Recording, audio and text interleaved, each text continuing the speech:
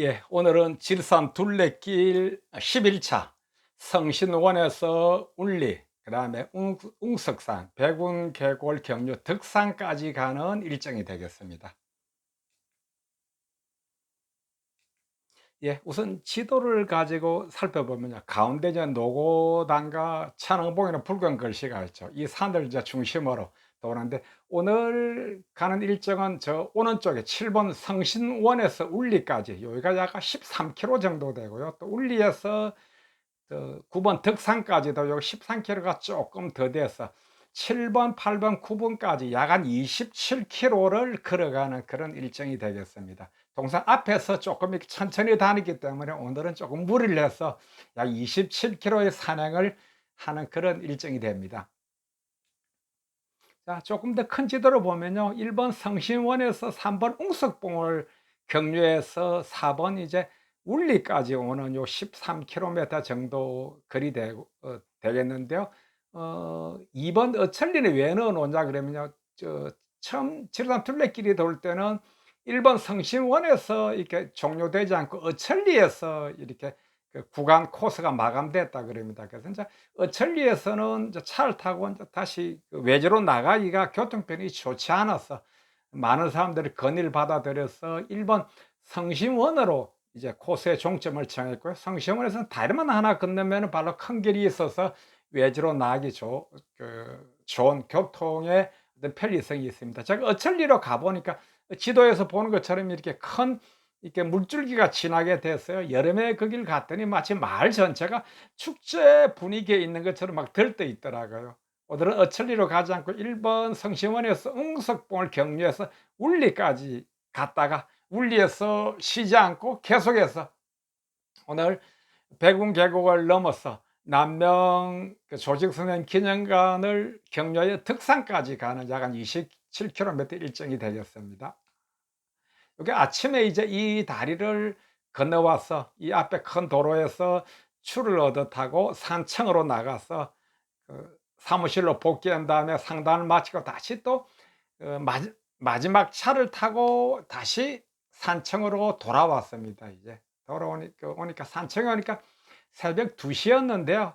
이 도시에서 어디에서 야영을 하지 하고 밑으로 내려가 보니까 바로 이런 태항루라는 좋은 정자가 있었습니다. 아마 제가 이 정자 위치를 발견한 건 아마 제 생존 본능 같은 거였습니다. 그래서 이 태항루에서 텐트를 치지 않고 그냥 바닥에다가 돗자리를 하나 깔고 그 위에다가 이제 침낭만 올려놓고 잠을 자게 됐는데요. 요 태양루 뒤에 이런 작은 논이 하나 있었는데 개구리가 얼마나 시끄럽게 우는지 이건 완전히 소음 수준이었습니다. 그래도 피곤한 탓으로 여기서 이제 눈을 좀 붙이고 이거 산청에서 다시 어제 아침에 출발했던 이 성시원으로 다시 돌아왔죠. 다시 이 다리를 건너서 이제 성시원 앞에 있는 이것이 이제 아침제라고 그러는 이제 긴 언덕입니다. 이제 언덕 고개거든요. 이걸 올라가는데 올라가다가 앞에 있는 작은 다리가 하나 있죠. 저걸 건너서 왼쪽으로 가면 어천리로 가는 것이고 계속 앞으로 가면은 아침제 정상을 넘어서 이제 웅석봉으로 가는 길이 됩니다. 아침제로 올라가는 길은 이런 길이죠. 이제 여기도 지금 안개가 껴 있어서 풍경이 아주 멋지죠. 어. 아침제 정상에 가면은 이런 이정표가 있는데요. 빨간 곳으로 가면은 화살표로 가면 웅석봉으로 가는 이제 그런 코스. 저는 이제 그래서 빨간 화살표를 따라서 간 거죠. 가면은 어 웅석봉 약 한 8보 능선쯤 되면 이런 정자가 하나 있습니다. 요거는 뭐 그때 봄에 찍은 건 아니고 가을에 찍은 건데요. 이 웅석봉에서 이렇게 보면은 이게 아침 노을입니다. 아침 노을이 어떻습니까? 굉장히 멋지죠. 저 앞에 멀리 약간 산 밑에 있는 저 강이 바로 섬진강입니다. 이제 아침 웅석봉 정상에서 바라본 정상이 아니라 웅석봉 한 8보 정자에서 바라본 이게 아침 노을입니다. 통상 이제 아침에 출발할 때는 이렇게 옷을 좀 젖은 걸 말리고 출발하는데 이때 가을이었거든요. 정자 하나 가득 물건을 이렇게 늘어 놨죠. 여기뿐 아니고 또 우리 길에다가도 침낭을 말리고 또 앞에 있는 차가 못 가게끔 설정은 차단봉으로 돼 있고 옷을 늘어 말립니다. 다시 한번 정리해 보면은 자 이런 물건과 이런 물건과 이런 물건이 그 배낭 속에 다 들어가야 되니까 즉 의식주를 배낭에 다 담아야 되니까 배낭의 무게가 한 20에서 25kg 정도 나가는 그런 배낭이 될 수밖에 없습니다. 자, 이제 웅석산을 내려오고 있는데 길에서 이런 뱀도 한 마리 봤죠. 아까 요 앞 일정에서 삼정사에서는 화사가 따리를 털고 저를 공격할 자세를 취했길래 몽둥이를 한 방 때려 가지고 잡았지만은 여기서는 이 뱀이 보니까 저를 공격할 의사 갖고 저를 피해서 도망가는 어떤 그런 뱀이었어요. 그러니까 지켜보기만 했죠, 이제. 이 산을 다 내려오면은 이런 이제 탑이 두 개가 있는데 이것이 바로 단속 사지 터져 있는 아 이게 그 보몰 72호와 73호의 단속 사지 이게 동서탑입니다, 이제. 단속 사질은 없어지고 단속 산은 없어지고 이렇게 주위에 민가가 있죠. 연기들이 나는 민가만 있고요. 처음에 이 단속사 이름이 금계사였다 그럽니다. 근데 사람들이 너무 많이 찾아와 가지고 인제 이 지역이 이게 단속사가 이때 어 명상을 하는 즉 선방으로 유명한 어떤 그런 절이었다 그래요. 사람들이 너무 많이 찾아오니까 이게 그 수행을 하기가 좀 어렵다. 그래서 사람이 좀 못 찾아오게끔 속세와의 인연을 끊는다 하는 그런 의미로 단속사라는 이름을 짓고 보니까 정말 오는 사람도 끊어지고 절도 폐가 되고 말았는데요. 실제로 이게 조선시대에 이제 유림들이 이 절을 훼손하고 또 정유재란 때도 이 절이 이렇게 불을 타서 지금 현재는 이렇게 탑만 두 개가 남아 있는 그런 상태입니다. 요게 인제 그 탑에 대한 안내판이고요.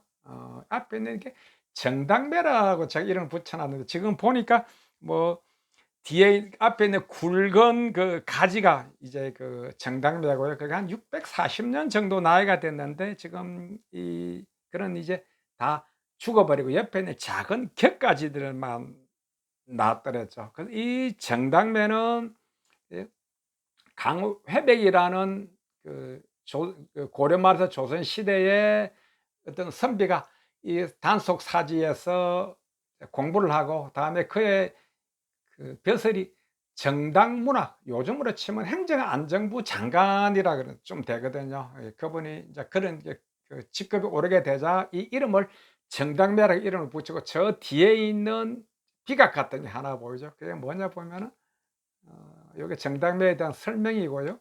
또 요게 인제 정당매각 그래 가지고 이 정당매의 어떤 그 사연을 적어 놓은 그런 비석이 있는 이렇게 그 비각입니다. 다시 앞으로 와 보면요. 이 정당매 밑에 보면은 어 이 산청에는 매가 굉장히 매화나무가 유명한데 맨 밑에 글을 보면요. 원정공 하접 선생께서 수식한 원정매와 통정공께서 수식한 정당매, 남명조식 선생이 수식한 남명매와 함께 산청의 산매로 불리운다 그러는데 이 절터에 있는 이 단속사지에 있는 어 이 매화나무도 옛날에는 봄이 되면은 이 꽃을 그 꽃의 향기를 휘날리는 어떤 그런 멋진 매였는데 지금은 뭐 선비들이 이 매를 찾아오지 않으니까 이 매가 선비를 찾아갔는지 640년 살고 이제 큰 원줄기는 고사하고 말았습니다. 다시 뒤로 또 가 보겠습니다. 그래서 강회백이 여 연부를 보니까 46살에 삶을 마감했는데요. 이분이 이제 말년에 고향에 돌아와 가지고 이런 시를 읊었습니다. "고향에 돌아오니 매화 향기 절터에 가득하네. 무심한 나무지만 애 주인을 알아보고 은근히 눈 속에 반기네. 계절이 바뀌어 겨울이 가니 천심을 매화에게서 보내." 이런 시를 읊었는데요. 음 그다음에 그의 정손자 강윤범이 문종 때 경상 감사로 부임하여 그의 정조부가 심어 놓은 정당매를 찾아와 대를 이어서 시를 지었다. 그런데 이런 시입니다. "매화를 보고 심은 때를 헤아려 추모하도다. 홀로 봄빛을 받아 피었으니 오랜 세월 비바람 속에서도 평안했구나. 한양 천리 먼 길을 너를 보러 왔노라." 참 대를 이어서 이런 시를 지을 수 있다는 글이 가계가 참 훌륭하고 아름답죠. 요것이 앞에 이제 그 산청의 산매라 그랬는데, 요거는 이제 그 조금 뒤에 다시 한번 소개해 드리겠습니다마는, 남명 선생이 심은 이게 그 남명매라 그런 겁니다. 또 다음에 요거는 이제 하접 선생이 심은 이게 원정매라 그러는데요. 어 원정매는 지금으로부터 약 한 680년 전에 심었다 그러는데, 현재 한국에서 가장 오래된 매화나무라 그럽니다. 현재 앞에 있는 그 강회백이 심은 이 정당매와 원정매는 지금 그 큰 가지는 죽고 이제 잎까지만 남아 있는 상태고요. 그다음 아직은 이제 남명 선생이 심은 남명매는 아직도 살아 있습니다. 요것은 이제 어 성시원에서 약 13km 정도 걸어오면은 그 울리란 말이 있는데, 거기에 있는 이게 너태나무인데, 제가 다른 데서 자료를 가지고 온 그 사진인데요. 제가 여기에서 잠시 쉬어 가는데 이게 골바람이 얼마나 많이 부는지, 그때가 뭐 5월 초순 한 3 시쯤 되는데도 그 한기가 느껴지더라고요. 그러다 보니까 제가 봤던 너티나무 중에서 밑둥지가 가장 굵은 나무였습니다. 아마 이렇게 바람을 이겨내야 해서 제 몸집을 스스로 불린 것 같았습니다. 여기는 이제 본래는 여기까지가 한 성시원에서 한 5-6시간 정도 걸어야 되니까 이제 하루 일정이 통상 여기서 끝내는데, 저는 이제 앞에서 천천히 걸었기 때문에 더 이제 갔다고 그랬죠. 계속 더 가면은 이런 아주 멋진 어 계곡이 나오는데요. 자, 계곡 풍경을 좀 더 보시죠. 계곡 풍경이 요거는 이제 가을에 찍은 어떤 그런 풍경인데요. 이게 바로 인제 그 백운 계곡입니다. 요거는 이제 봄에 찍은 풍경이네요. 자, 여기 오니까 어 땀도 많이 나고 목도 말라서, 그래서 이 맑은 물에다가 몸을 좀 씻었는데 물이 너무 차가워서 그냥 소름이 끼칠 정도였어요. 그래서 인제 이 물을 좀 마시고 또 밥을 끓여 먹으려고 좀 그 물통에 담았거든요.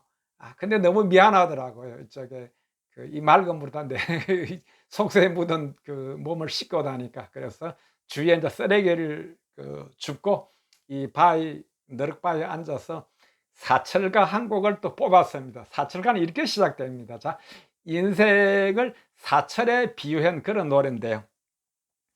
이산 저산 꽃이 피니 분명코 봄이로구나. 봄은 찾아왔건만은 세상사 썰썰하더라. 나도 어젠 청춘이더니 오늘 백발무성하구나.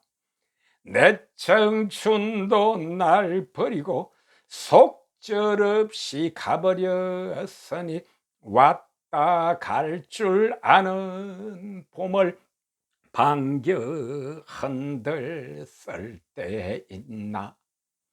봄아 왔다가 가려거든 가거라. 네가 가도 여름이 되면 녹음 방초 성화시라. 옛부터 일러 있고 여름이 가고 가을이 돌아오면 한로삭풍. 자, 이렇게 이어지는 게 사철가입니다. 그래서 이 맑은 물에 모욕을 하고 한 것이 미안해 쓰레기도 주어지고 이제 이렇게 노래도 한 곡 부르고 갔습니다. 계속해서 사진 몇 장 더 보겠습니다. 자, 이 백운 계곡에는요, 지리산 중에서 남명 조식 선생의 재치가 가장 많이 남아있는 계곡인데, 이, 이 백운 계곡에는 남명 조식 선생의 제자들과 이렇게 유람을 많이 왔던 그런 곳이라 그럽니다. 그래서 이제 백운동에 놀면서 이렇게 시를 한 곡 지었는데 이런 겁니다. 천하의 영들이 부끄러워하는 바는 일생의 꿈에 이 땅에만 봉해진 것 때문 가없는 푸른 산에 봄바람이 부는데 서쪽을 치고 동쪽을 쳐도 평정하지 못하네라는 시를 읊은 현장이다 그랬습니다. 자, 계속해서 앞으로 가보죠. 이게 이제 그 참나무 군락지거든요. 그래서 이게 이제 요런 데 가면 이제 감으로 유명한 데가 마금담이라는 그런 말이 나옵니다. 이 길을 지나서 가면은, 계속 지나서 가면은, 아, 이제 이 덕산 초입에 보면은 이런 시설이 있는데 이게 바로 남명 조식 선생 기념관 그 입구입니다. 자, 입구에서 전체적으로 보면 저 아래 큰 기와가 덮여 있는 저 건물이 이제 기념관, 저 남명 선생의 유물과 어떤 그런 기록들이 전시되어 있고, 한쪽에는 이렇게 남명 선생의 그 동상과 그의 글들을 새긴 비석들이 있습니다. 그리고 이제 길 건너로 오게 되면은 이게 이제 남명 선생이 기거하고 또 제자들 양성했다는 이제 그 산천제로 들어가는 물인데요. 산천대는 이렇게 생겼죠, 이제. 그죠? 전형적인 서당의 모습이죠. 남명 선생이 또 사명당에게 시를 하나 짓기도 했다는데, 유정산인에게 준다. 꽃은 조연의 돌에 떨어지고 애탄 속사 축된 봄이 깊었구나. 이별하던 때가 때 잘 기억해 두게나. 정당매 푸른 열매 맺을 때 이랬는데, 어, 서산대사와 어떤 그 사명대사가 이 아까 단속사제에 와가지고 이렇게 수행을 했다 그럽니다. 그래서 아마 이 단속사에서 조식 선생하고 어떤 사명당이 만나서 이런 시를 주고받았던 모양입니다. 자, 이것이 이제 뒤에 있는 저 집이 바로 이제 조식 선생님 후학들을 양성했던 산천제라 그랬죠.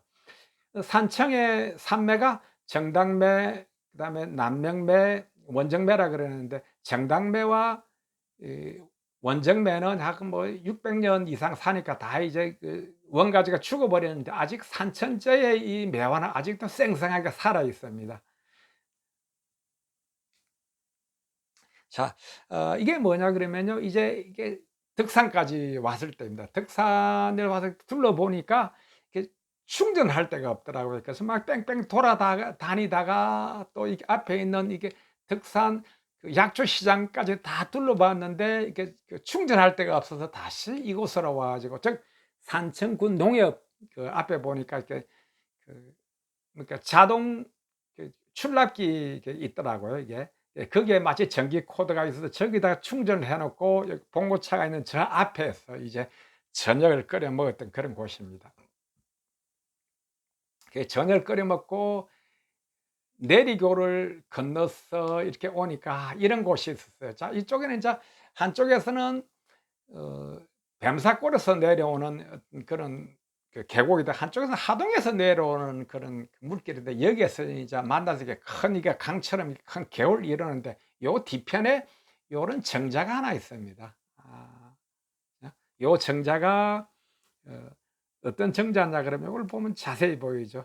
도화정이라 그러는 거죠. 도화정이라 그러는데, 다시 앞으로 가 보겠습니다. 여기에서 저 뒤에서 이제 물이 휘돌아가는 그런 모습들을 이렇게 바라보고 여기서 쉬고, 여기에서 비는 좀 왔지만은 그 정자가 마치 커서 비를 좀 피할 수 있고, 앞에 있는 정자 밑에 작은 이렇게 소파 같은 의자가 있어서 요 이제 비가 덜치는 방향에 놓고 여기에서 이제 하루 야영을 했습니다. 계속 이어지는 내려 다음 날은 이제 지리산 둘레길 12일 차로 바로 여기 덕산에서부터 하동호까지 가는 그런 일정이 되겠습니다. 오늘도 여러분 긴 영상을 봐주시고 이렇게 계속해서 또 인연을 이어가서 감사합니다. 여러분, 지리산 둘레길 11일 차 덕산 하동호까지 이야기도 여러분 기다려 주십시오. 감사합니다.